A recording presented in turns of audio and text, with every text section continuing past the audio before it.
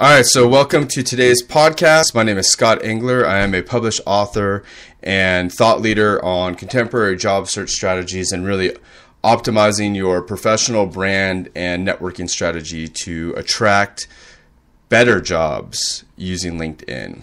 And so today I'm actually going to it's part one of a 3-part series. So I do hope that you will subscribe to me so you can get notified of the following 2.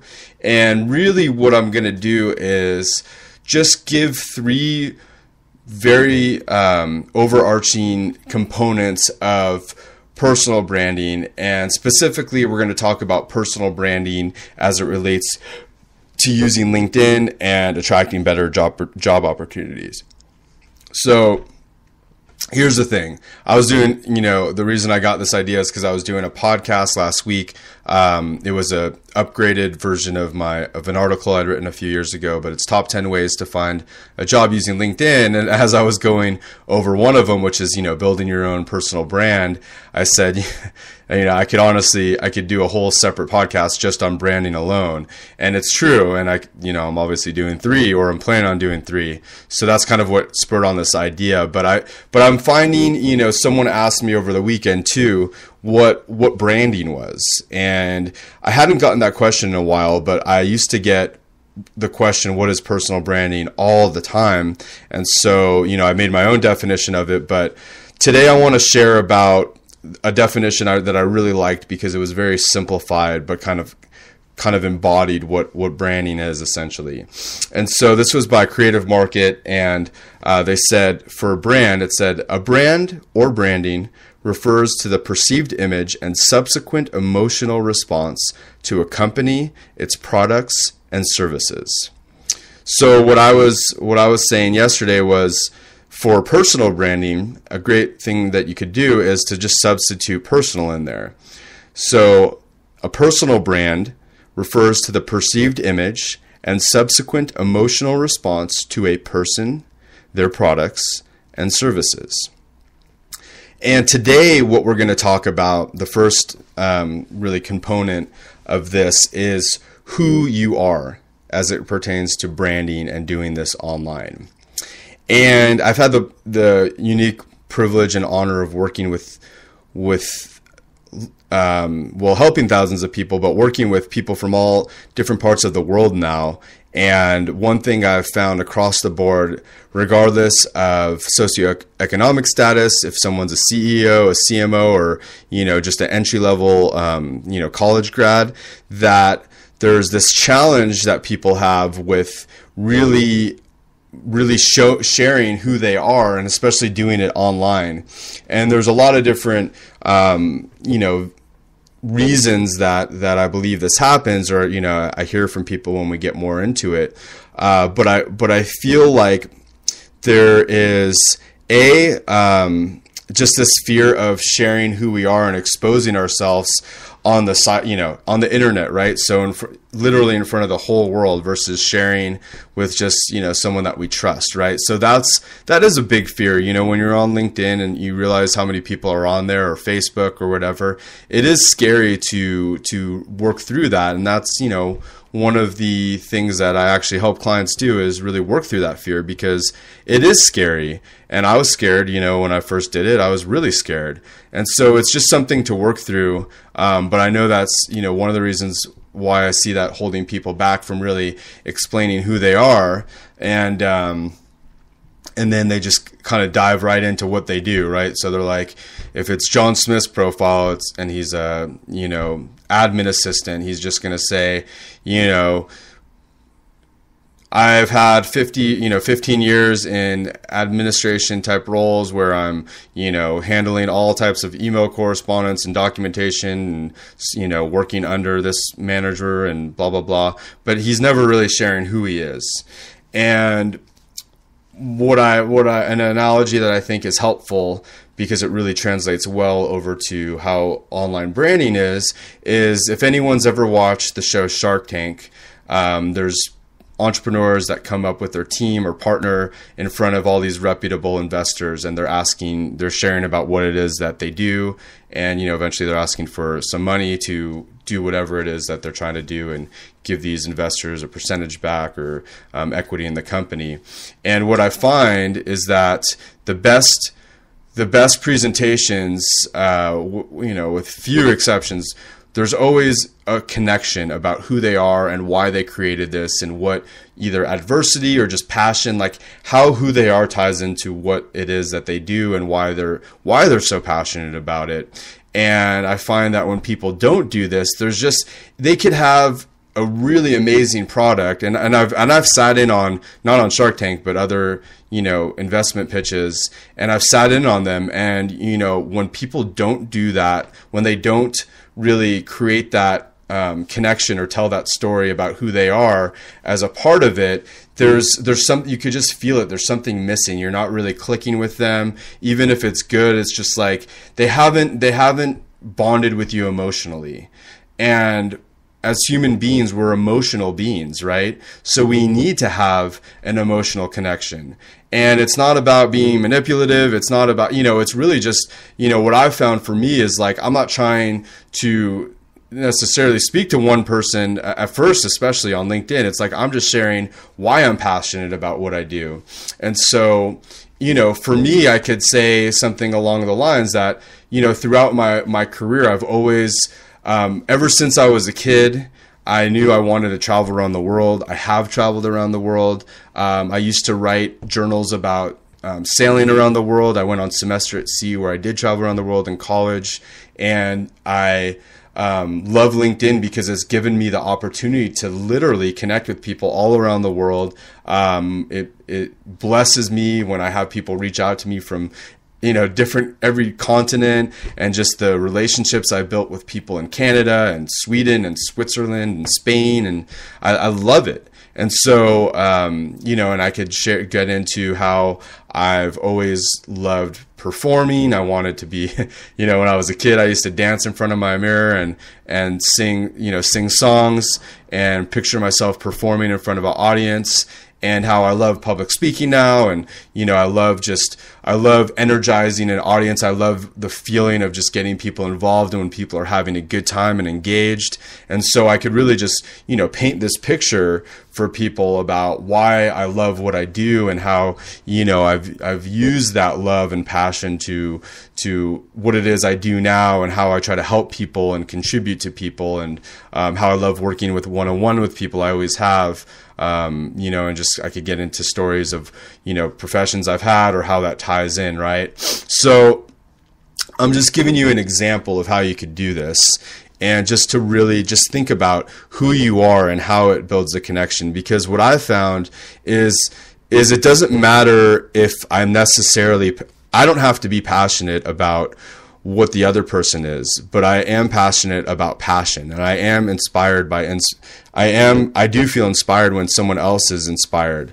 And so those things are really what helps me connect. Is if, I'm talking to a woman and she's telling me how she, let's just say she's a professional ballerina or something. And she's telling me that ever since she was a little girl, she used to dance, in her living room. And that's where she just would feel so centered, and just like she'd feel like it just click and connect.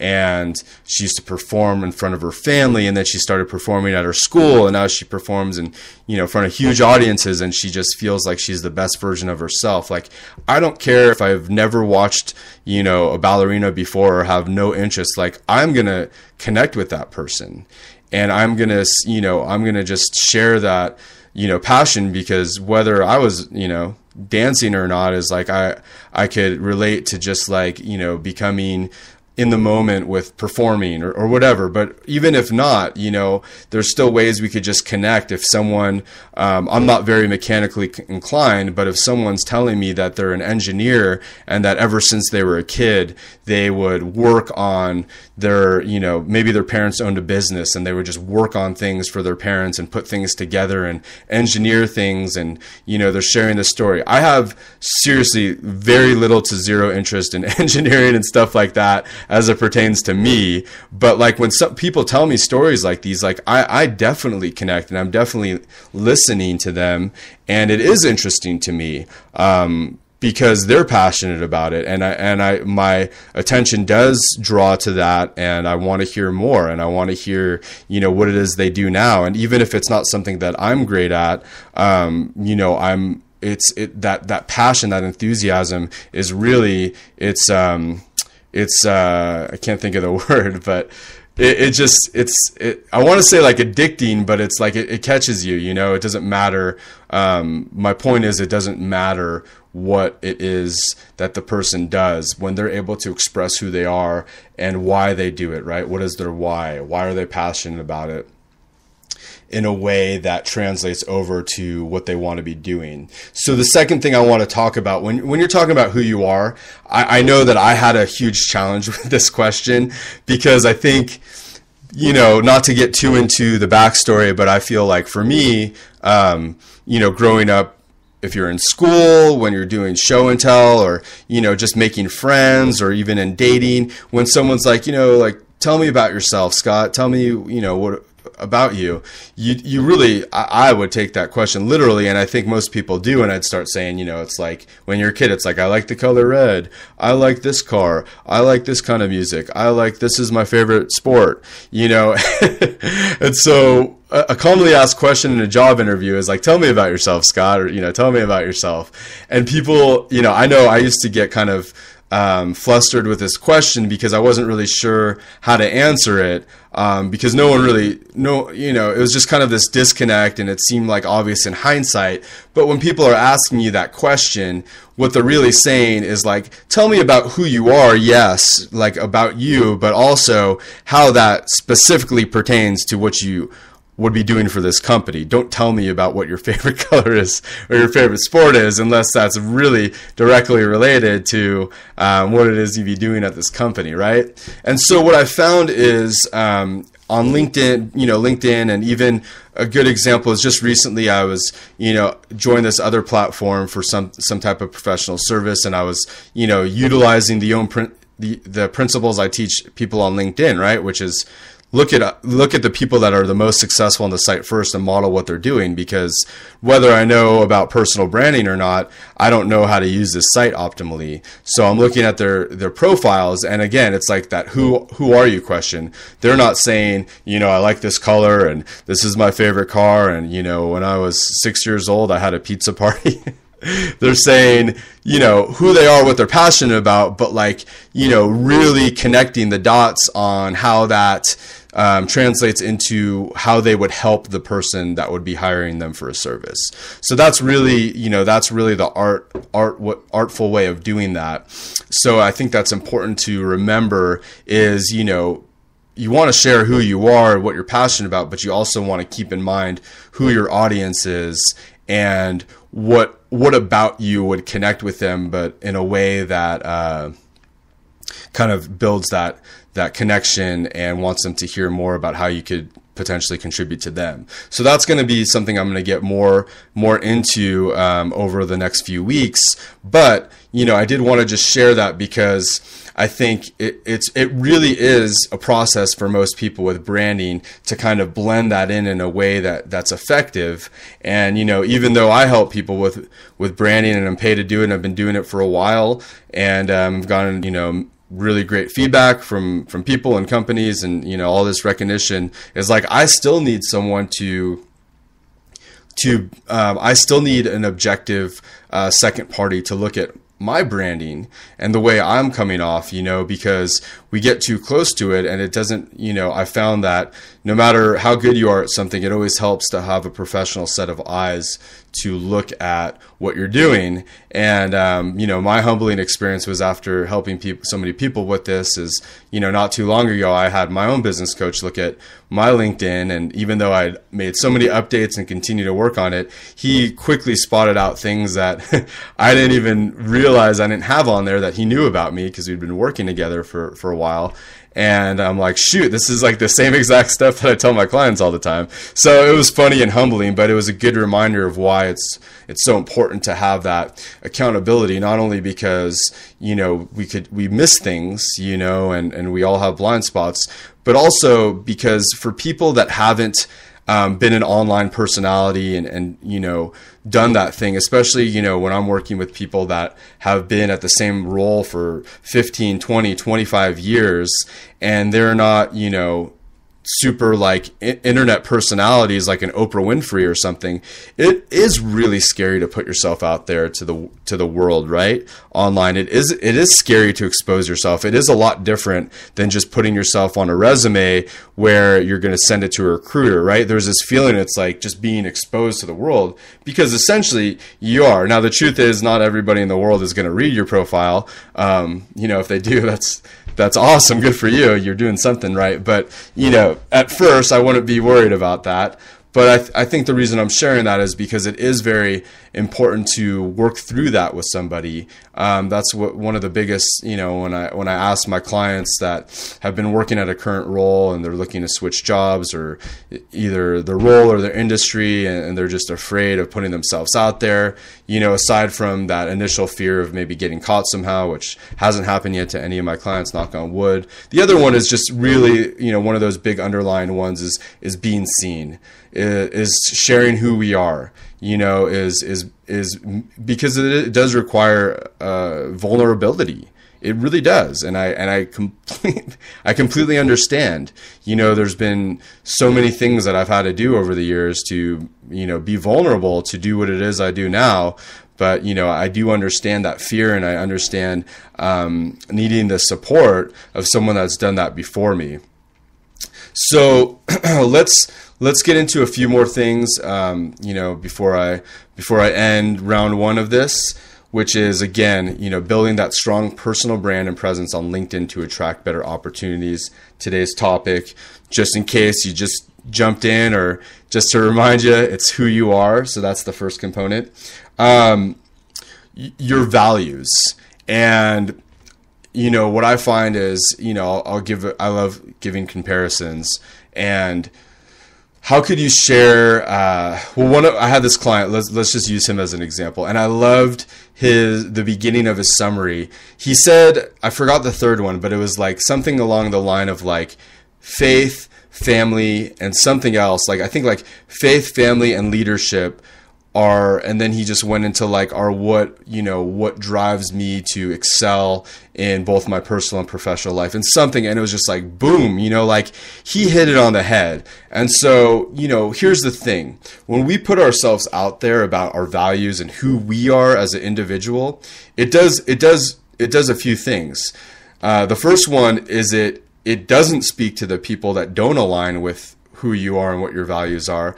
But the thing that it does do is it really speaks to the people who do align with you and who share similar values and beliefs and, just ways of seeing the world and what their views are on, company culture and all this stuff. So it's important, and I think, again, it does come with a level of vulnerability, of course. But the truth is, if you can't, here's the thing. Like with most things, sometimes pain could be a good motivator. And in this situation, is like, if you can't really expose yourself in this way, if you can't get really, you don't have to, and again, you don't have to say like, my dad, went to jail when I was 5 years old, and so I it's like, you don't have to overshare like that.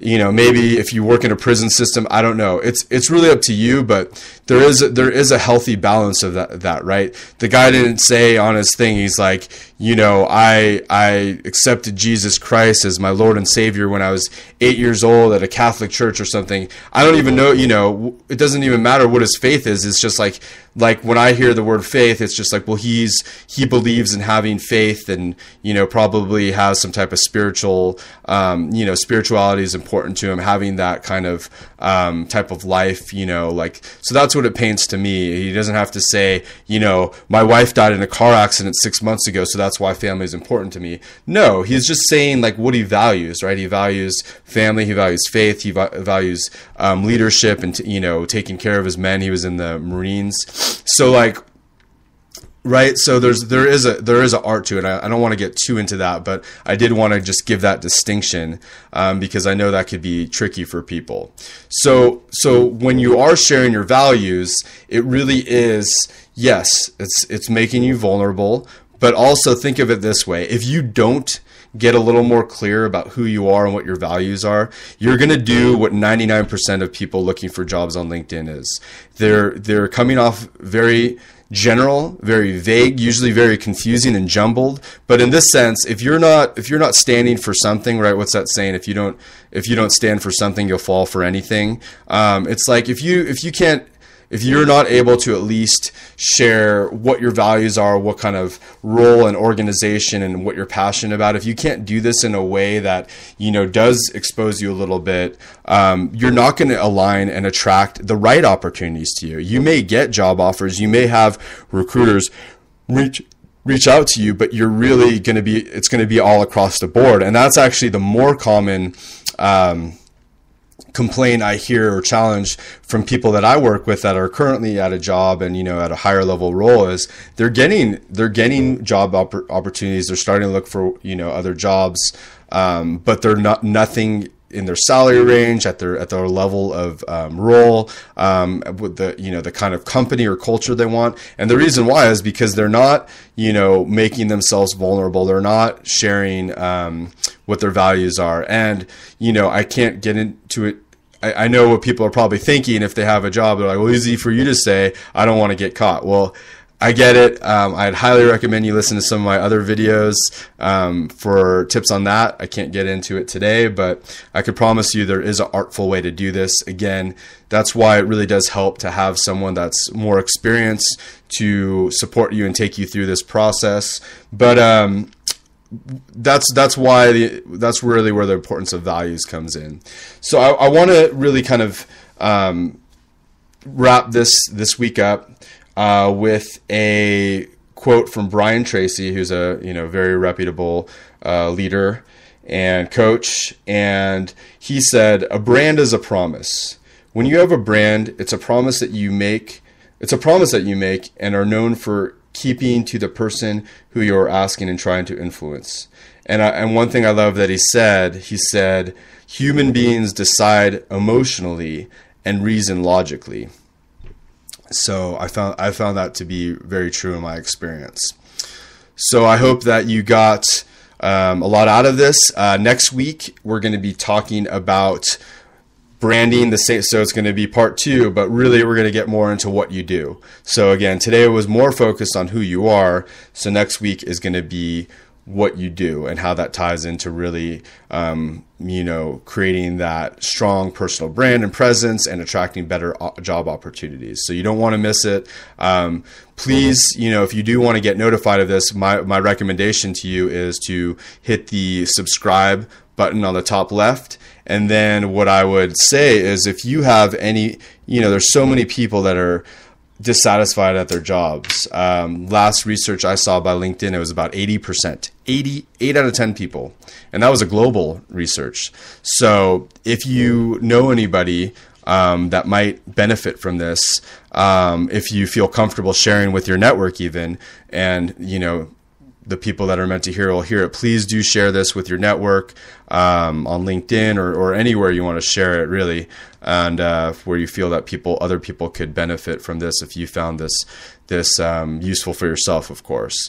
The last thing I wanted to say is that if you are someone that's really looking to upgrade your LinkedIn, your profile, and to optimize it in a way that's going to start actually attracting better opportunities to you, right? So you're not spending all that time job searching on your own. So if you're busy, if you're at another job, and you're, if not spending 10 to 20 hours a week job searching and getting bad results or the results you've been getting without attracting the kind of right opportunities or the right salary congruency or right culture, isn't feeling good for you anymore, and you'd rather work with someone that's been doing this for 6 years now and has helped a lot of people to optimize the process and get the results you want a lot more easier and effectively, my recommendation, I'm going to put in my LinkedIn URL in the information box below.